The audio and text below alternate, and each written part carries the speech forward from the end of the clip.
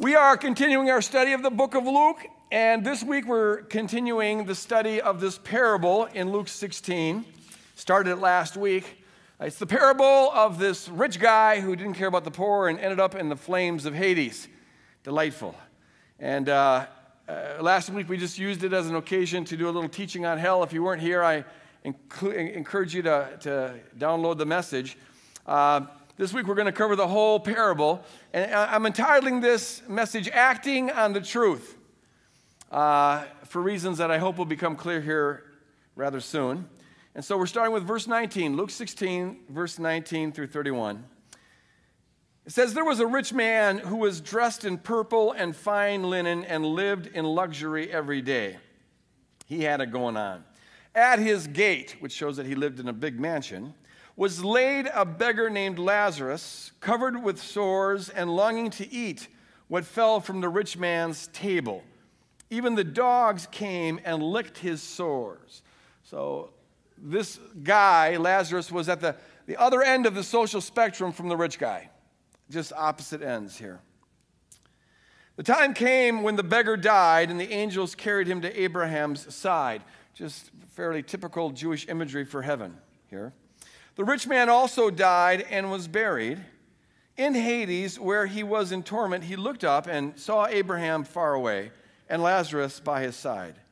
So he called to him, 'Father Abraham, have pity on me, and send Lazarus to dip the tip of his finger in water and cool my tongue, because I am in agony in this fire.' But Abraham replied, 'Son, remember that in your lifetime you received your good things, while Lazarus received bad things. But now he is comforted, and you are in agony.' The rich man who showed no pity to Lazarus is here shown no pity. And it's sort of an application of the biblical principle that you reap what you sow. It's interesting that Lazarus is named in this parable because it's the only time that we have any character in a parable named. In fact, some folks have thought on this basis that this isn't a parable. But I think the reason why he's given a name is twofold. On the one hand, Lazarus the name means God helps or God comforts. And so it's saying that even though this man suffered tremendously in his life, God comforted him in the end. Some also speculate that perhaps he's given a name because even though in his earthly life he was unknown, he would have been one of the invisible people in society, yet by giving him a name in the parable, it's indicating that God knew him personally.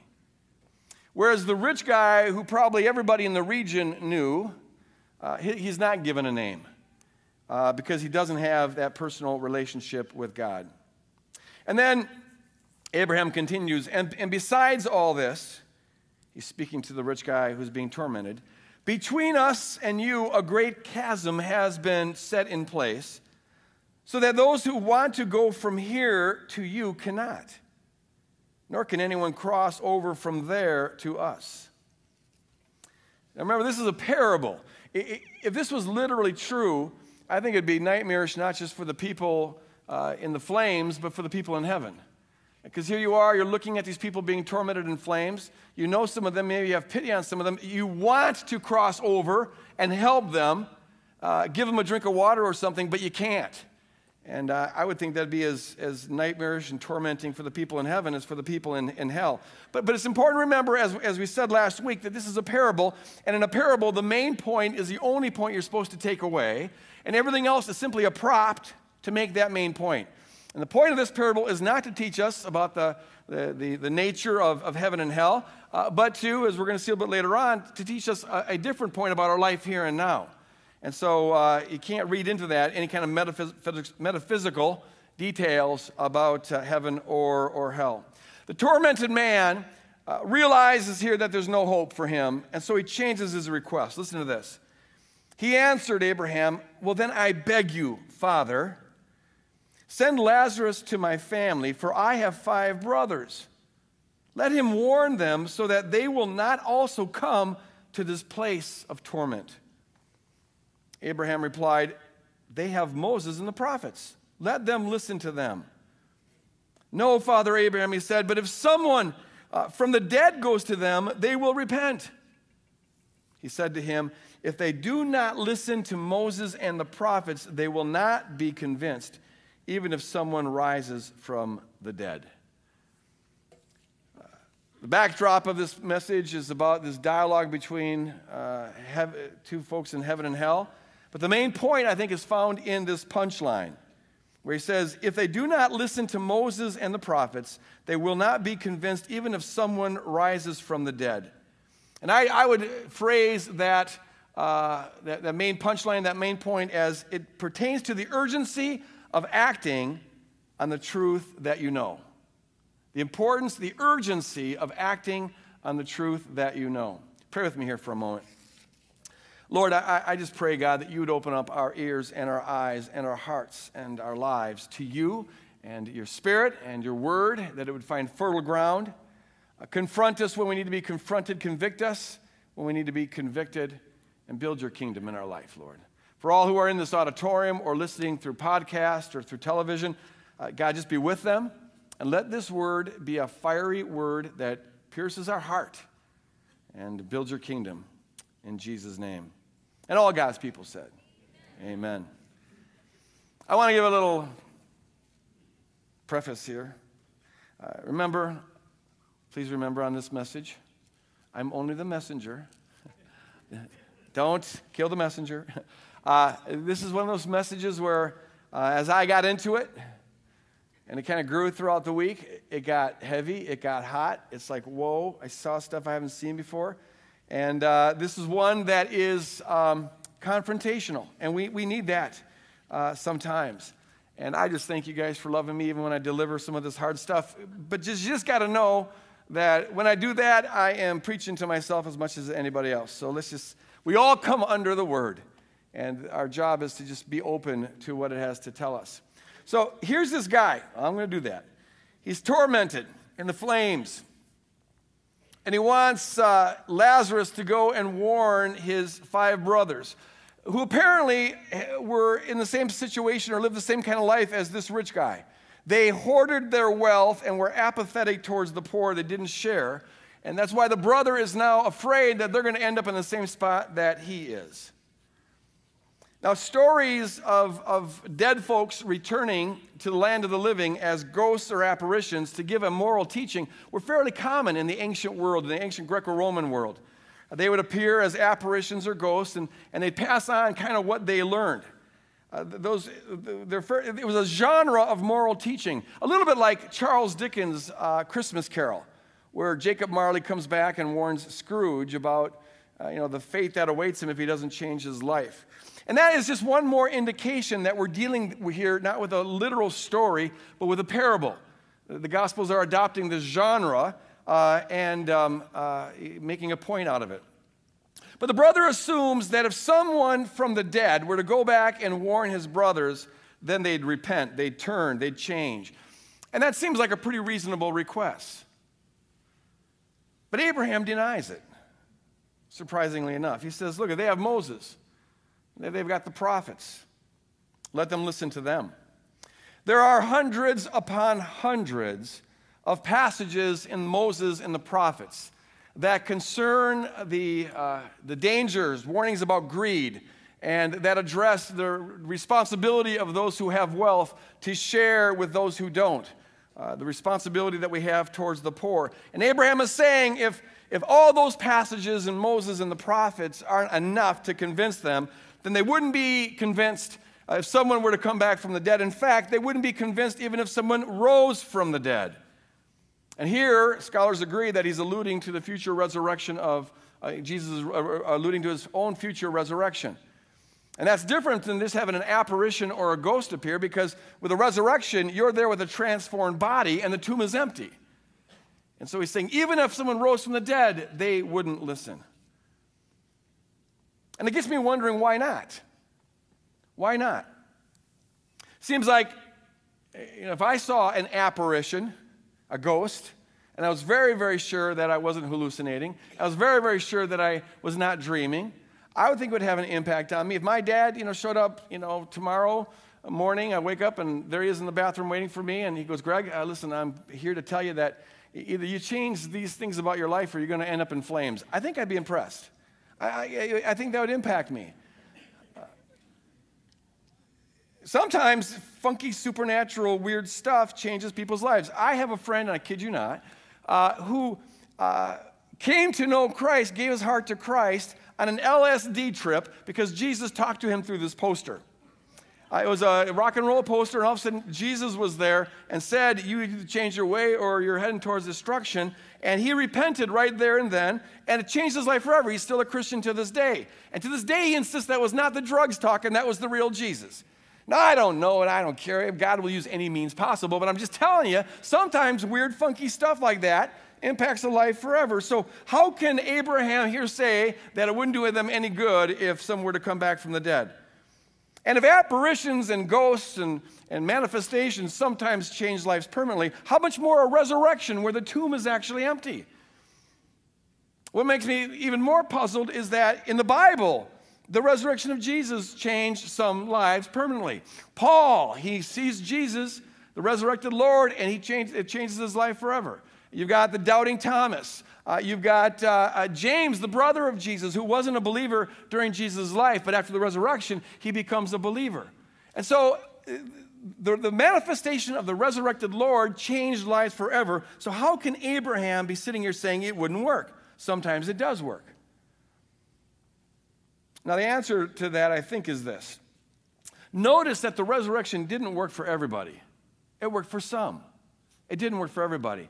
There's a passage in Matthew chapter 28 where the resurrected Lord appears on a mountaintop to a whole bunch of people that says, many believed, but some doubted. It didn't have that effect on everybody. And the Pharisees, they knew the tomb was empty. But rather than that fact kind of opening them up to the possibility that maybe Jesus was who he said he was, they made up a story about it, and they knew it was false. Well, we'll just tell people that the disciples stole the body. And they knew that that didn't happen. So how did the resurrection help some but not others? And the answer, I think, lies in the nature of a person's heart.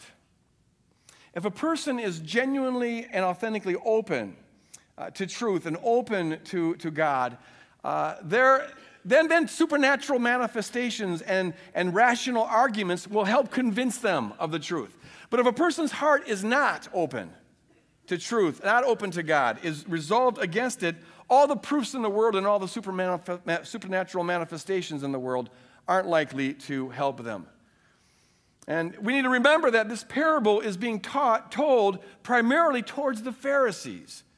In fact, he's telling this story in response to what he says in verse 14, that the Pharisees were sneering at him, snubbing their nose at him. And so he's telling this story in response to them. It's directed towards them. So the reason Jesus has in this parable Abraham say that it wouldn't do any good to send Lazarus to warn the brothers is because these brothers represent the Pharisees. Like the Pharisees, they have hardened hearts. The Pharisees not only knew Moses and the prophets, but they were the experts on Moses and the prophets. And so if anyone should have been able to recognize the Messiah when he shows up, it should have been the Pharisees. Especially in light of the miracles and especially in light of the fact that he rose from the dead, the Pharisees should have been the first ones to notice it and recognize him, but they didn't. They refused to believe even with the miracles and even with the resurrection. And the Pharisees should have been, as experts in Moses and the prophets, and knowing all those hundreds of verses about our responsibility for the poor, they should have been the first ones out there caring for the poor, but they didn't. Their hearts were hard. Like the Pharisees, the 5 brothers knew all they needed to know about the poor, and in the case of the Pharisees, about Jesus, to get their lives in line with God's will. They just didn't want to do it. And Jesus is saying that for people like that, getting more information won't help, even if it comes from an already deceased person. Because the problem when you're dealing with people like that is not a lack of information. The problem resides in the nature of their heart.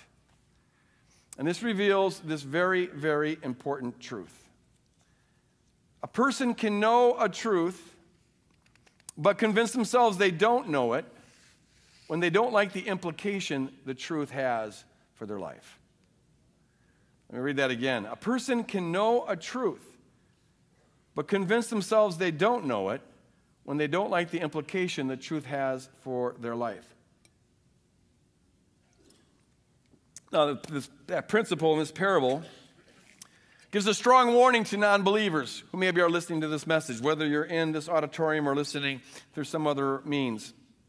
You may be hearing this and you have not yet submitted your life to Christ because you're just not convinced that He is Lord, that He rose from the dead, and all the other things. And it may be that the reason you're not convinced that Jesus is Lord and that He rose from the dead and other things is because your mind hasn't yet been convinced. You have a heart that's open to God and a heart that's open to truth, but your mind has not yet given you permission to believe. And if you're in that situation, I bless you, and I just encourage you to keep on looking into it honestly and objectively, because I believe that your mind will eventually find reasoning enough to submit your life to Christ if you're genuinely open to Him.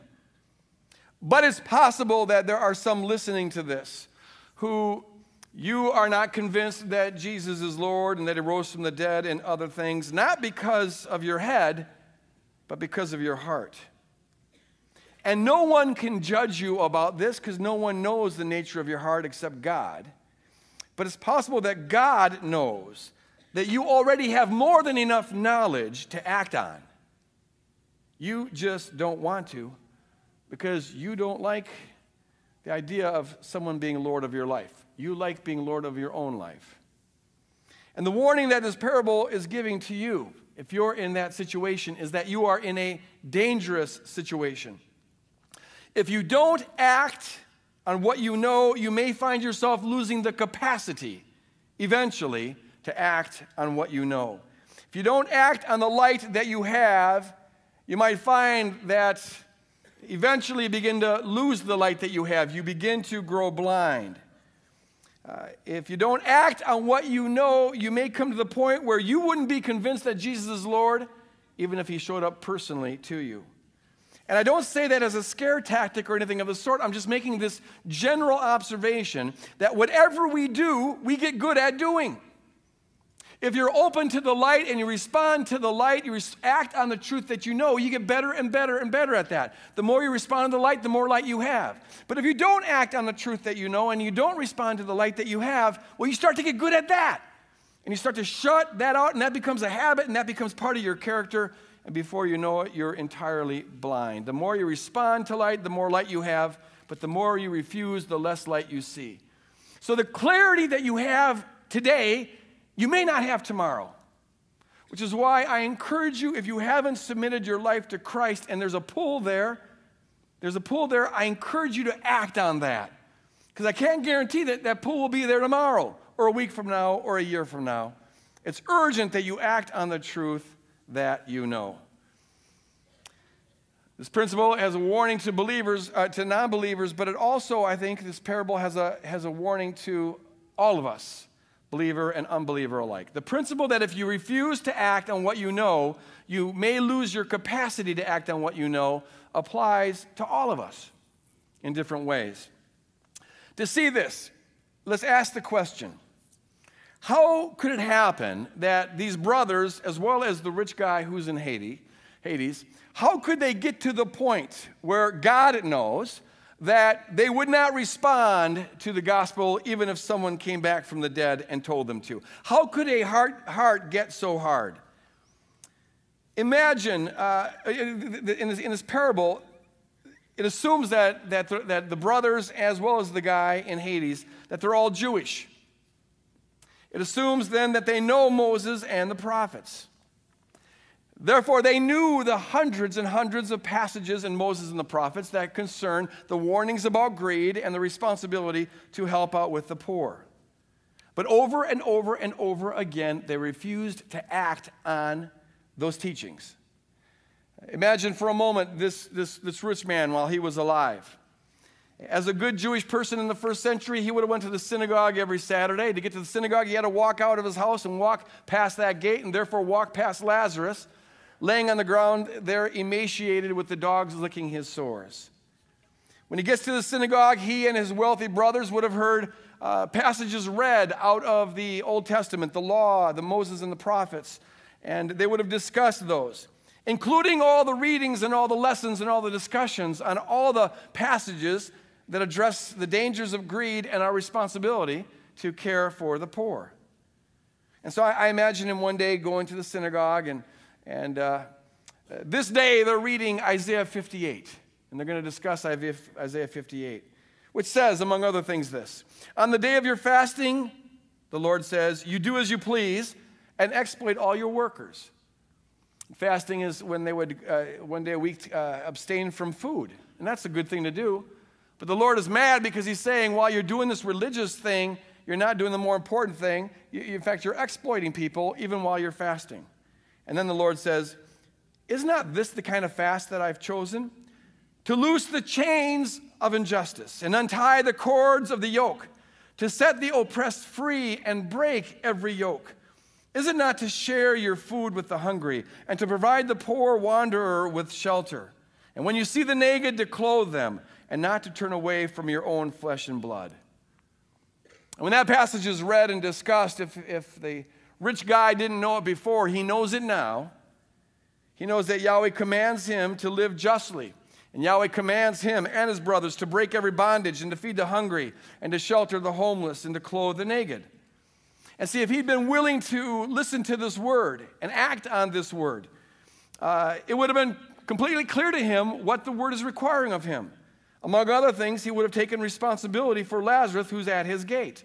He would have shared some of his wealth and maybe part of his home with this man who's laying there every day at his gate. And if he would have responded positively to this teaching, he would have grown and eventually found a joy that he never otherwise could have known, a joy that is 1,000,000,000,000 miles better than the momentary happiness that one might feel hoarding resources for yourself. It's the joy of giving. And if he would have responded positively to this teaching, according to this parable, he would have ended up with Lazarus by Abraham's side. But see, this rich guy doesn't want to do that. He likes his stuff, he likes his life, he likes his comfort, he likes the convenience. He enjoys the privilege that he has. And it just is going to trouble his life and inconvenience his life if he starts getting messed up with these beggars by his gate. I mean, you deal with poor folks, it can complicate your life a little bit. And it inconveniences you. They have needs. You know, I mean, what if word gets out that this guy's helping Lazarus? Then he's going to have a bunch of beggars by his gate. And that could get really, really awkward. And so he really doesn't want to apply this teaching to his life. But of course, he doesn't want to say that. He doesn't want to admit that. He believes in Moses and the prophets. And so he'd feel guilty if he just came out and said, yes, that's the word of God, but I have no intention of living that out. No, you don't do that. What you do is you pretend that you didn't quite understand it. You pretend that there's a little bit of ambiguity here. Even though he knows very well what God is asking him to do, he'll pretend like he doesn't know it. Now, how do you pretend not to know something that you really do know? It's easy, folks, and I think we do it all the time. One of the most common ways is just to convince yourself that it's not clear. You need more information. You need to do more research. I mean, really, what does it mean? Chains of injustice? Chains. Is that literal or figurative? Chains of injustice. And I don't see the chains. You know, I'll do more research on this one. Untie the cords of oppression. What's that? A yoke? We'll have to have some more Bible studies on this, some research on it, before I can really figure out what he's getting at. And who really are the oppressed? Aren't we all sort of oppressed in our own way? And what really constitutes the hungry that we're supposed to minister to? I get hungry before lunch every day. Maybe I'm one of the ones that I'm supposed to minister to myself. That's what it means. And what does it mean to share? 1%, 10%, 50%? I mean, this is a really ambiguous, difficult question. And who really are the naked? I've never seen a totally naked person in my life. I can imagine this guy saying, even Lazarus has got a little cloth to cover up his private parts here, so he doesn't constitute being naked, so I'm off the hook on that one. And where does poverty end and wealth begin? I can see the rich guy saying, well, yeah, okay, maybe I'm rich compared to Lazarus here, and most other people, but compared to Herod, I'm actually pretty middle class. And Julius Caesar, I'm actually poor. And I'm pretty strapped. People think that I just have all this luxury, but I got a lot of bills to pay. I don't have a whole lot to give around. These servants are expensive, and running this household really costs a lot. And this purple linen that I wear, man, I'm still paying the bill on that one. And my Visa card is maxed out, so I really don't have a lot of extra money. I think God really understands that in his love and grace. And aren't we all sort of victims of oppression and injustice and hunger, in our own little way? Spiritually, maybe the passage is meant to be spiritual. And so we're supposed to minister to, spiritually, so I'll pray for these guys, but I have no intention of actually inconveniencing my life to change things. There's so much ambiguity. So much unclarity. We need more research, some Bible studies, go to seminary a little bit, get a degree on this, and maybe then we'll know what God's really trying to say to us. And so he convinces himself that he really doesn't know what God wants. So he walks home, walks right past Lazarus once again. The dogs are still there licking his wounds. But he's pondering these deep questions. Maybe he's even asking God for clarity. Lord, what really did you mean? And I imagine it had to be hard at first. If he had any openness to God, the Holy Spirit would have been in his heart saying, notice Lazarus, notice him. I want you to help him out. And so there would have been a pull, a pain of conscience there, but whatever you do, you get better and better at. And so as he ignores that and makes it unclear and ambiguous, he loses the little bit of light that he has. And eventually, he doesn't feel any conviction at all, and he doesn't even notice Lazarus. The principle is this. When you refuse to act on what you know, you gradually deaden your capacity to act on what you know. You can convince yourself, and this is what I think happened with this rich man and with his brothers. You convince yourself that if you just had a little bit more knowledge, if God just gave you a sign, or maybe if God gave you an overwhelming conviction, then you'd act. But you just don't feel it yet. But in fact, you may get so dead that you wouldn't act even if someone returned from the dead and told you to. The thing is, we all have a frightening capacity to deceive ourselves. We have a capacity to pretend that we don't know what we really do know because we don't like the implications of what we know. And when we refuse to act on the light we've been given, we gradually lose our capacity to see light at all. Now, this applies first and foremost in the context of this parable to our responsibility. If we have more than we need, and probably the majority of people listening to this do, we have a responsibility to minister to those who have less than they need. Like the brothers in this parable, we have Moses and the prophets and the hundreds and hundreds of verses that tell us that the responsibility of those who have more than they need to minister to those who have less than they need. But on top of that, we actually have a guy who rose from the dead and the whole New Testament telling us the same thing over and over and over again. So we know this. The danger of greed and the need to care for the poor and to live sacrificially. We know this, which means we don't need to pray about this one. We don't need to wonder if this is God's will or not. Nor do we need to wait for some sign from heaven to do it or to have some kind of overwhelming sense of conviction. God has told us this. And if we will act on this, just because God has already told us this, our lives will be significantly inconvenienced. But we will discover a joy that we otherwise could never have. It's the joy of self-sacrificial love. But it's entirely possible to pretend like we don't know this. And if we do that, we could end up being Christians who live in far more luxury than even the rich man in this parable dreamed of living in. Way better than wearing purple and fine linen and having comfort every day. We're much wealthier than he ever dreamed of being. But we could end up being Christians who, despite having that wealth, we become calloused to the billions of people, brothers and sisters in the world, who are in the exact same position as Lazarus was in this parable. We could end up being so callous that we end up spending, despite the fact that our lifestyle is far, far, far above the global average, we spend 97% or more of our wealth on ourselves, but we feel very good about the 3% that we give because it's more than other people. We could end up being folks who wait on God to give us a sign or an overwhelming conviction to get us to do what he's already commanded us 1,000 times in the Bible to do. We could get there. I want to be really clear here. The Bible is very clear that there's no sin in being wealthy, and there's no sin in enjoying the wealth. 1 Timothy chapter 6, Paul tells Timothy, remind those who are rich to be humble and give God thanks, who provides us all these things for our enjoyment. There's no guilt in that, enjoying your wealth. But in the very next breath, Paul says, and the entire Bible teaches, to remember that you have a responsibility to share that the privilege that you have with those who are underprivileged. And we have a call to respond to the light that we have, the light that God gives us.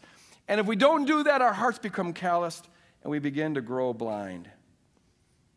No one is in a position to ever judge another person as to whether or not they're responding to the light that they have, whether or not they're giving enough, whether or not they're living off of too much of their own resources. Unless a person has invited you in on their life and you've invited them on your life, you have a covenant relationship, and you agree to hold one another accountable on these matters. And we all need people in our life like that, folks, where our spending and our expenditures are held accountable. But if that hasn't happened, then what they do is none of your business.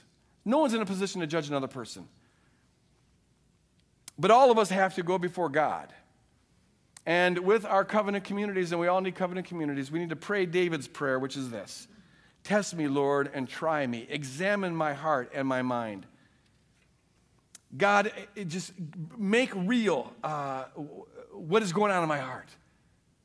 Show me, Lord, if there's areas where I have become hardened and I've obscured issues that really are clear, and I'm pretending to not know things that I really do know. We need to nakedly go before God and before our kingdom community and ask questions like, are we acting on the truth that we know?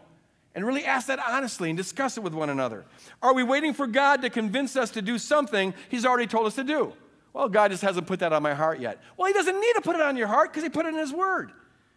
You know, are we playing that game? Am I in my kingdom community noticing the folks who are around us who are in the position of Lazarus? And are we responding to those needs? Being honest before God and before one another. Now, let me say this. That doesn't mean that you're called to give money to every panhandler who approaches you. There's a lot of research on this, and the reality is that many of the panhandlers who might approach you on the street or whatever are folks who aren't at all in Lazarus's position. A good percentage of them could be using whatever money they get from you to support their alcohol or drug addictions or other things of the sort. And since we're called to be good stewards, we've got to be careful about where we put our money.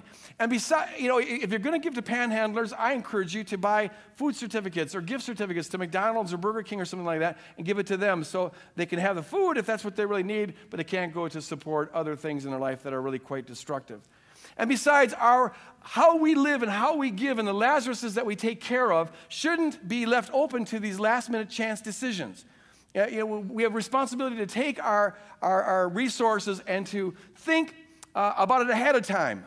How are we spending them? Where are they going to go? And to, with our families and our kingdom community, lay it before God. But that is what this parable is driving home to us. Now, the principle that if we don't respond to what we know, we gradually lose our capacity to respond to what we know, applies not just to our responsibility to the poor, but it actually applies to every area of our life. Here's the really interesting thing. It's really quite unprecedented in history.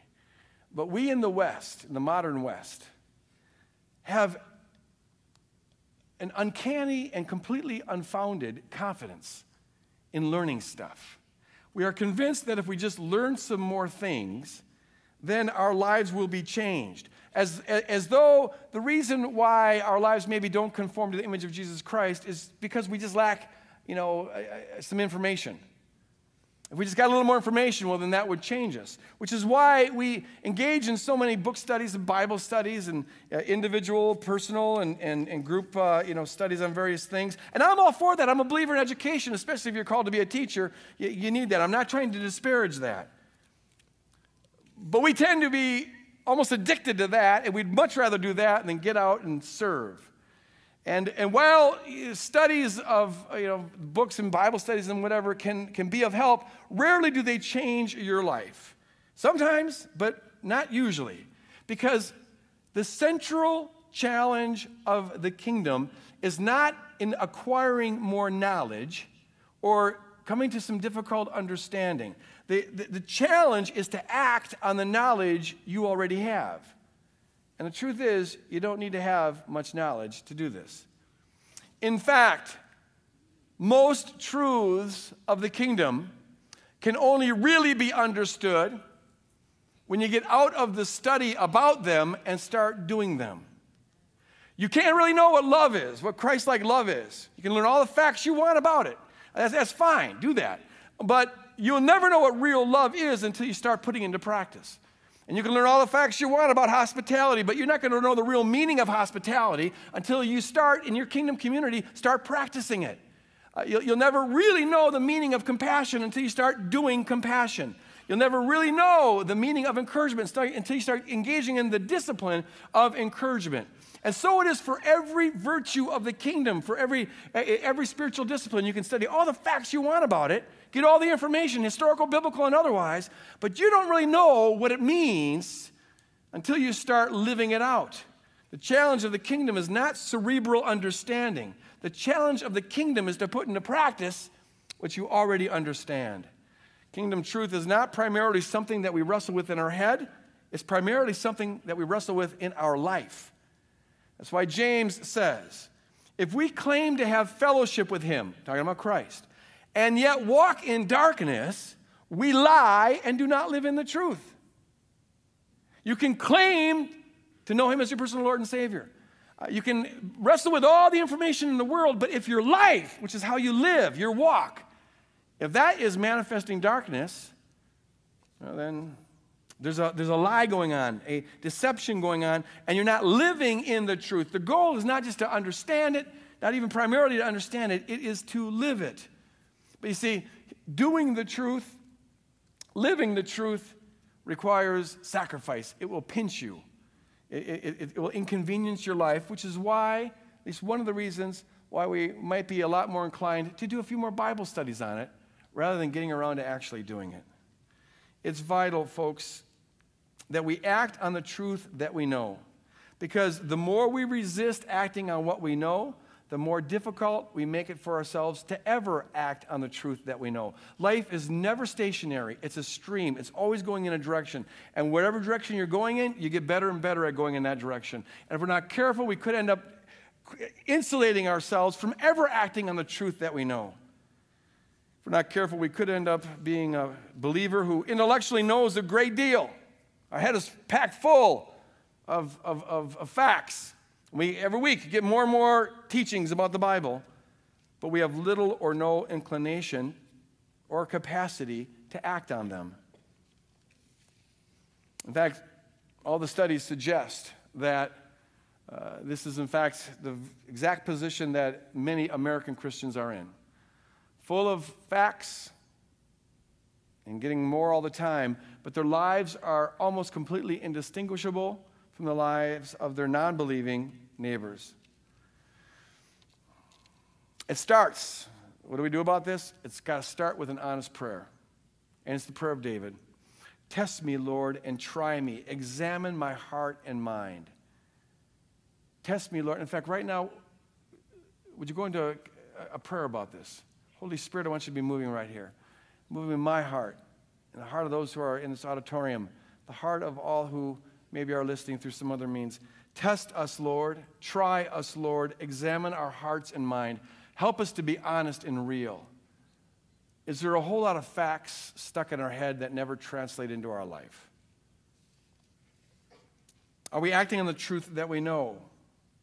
Are we practicing the kingdom, Lord, or are we just keep on learning more and more and more about the kingdom? Are we waiting for God to tell us something he's already told us? We're waiting for conviction to do what he's already told us to do. Help us, Lord. Try us, test us, reveal what is true.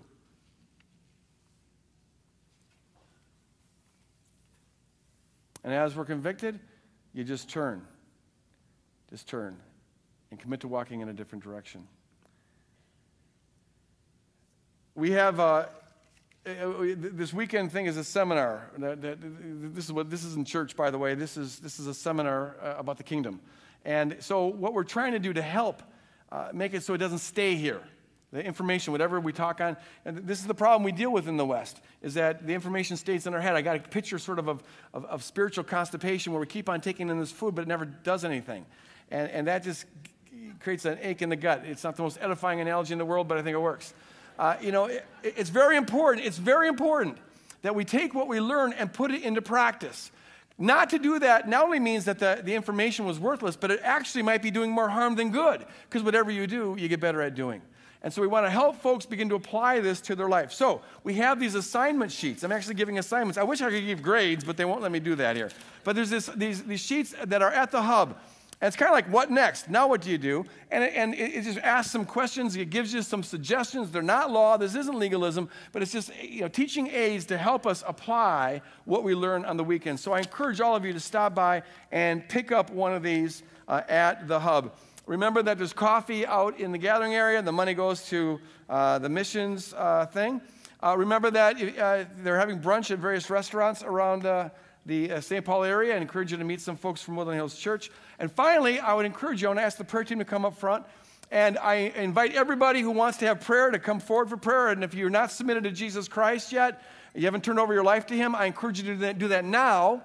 Because whatever light you have, if you resist it too long, you could begin to lose that light. And we really encourage people to be hospitable here and to have conversations and to meet people. I want you to do that. Be super, super friendly. But would you do it out in the gathering area and move away from the prayer teams here, because they don't like to be distracted, as you can understand, as they're praying with folks. So Lord, be with us, be honest, go through us. God, convict us, transform us, that our belief is not simply a belief and a word and a profession, but is, Lord, rather a transformed life that manifests your love in Jesus' name. And all God's people said one last time. Amen. God bless you guys. Go out and live the kingdom.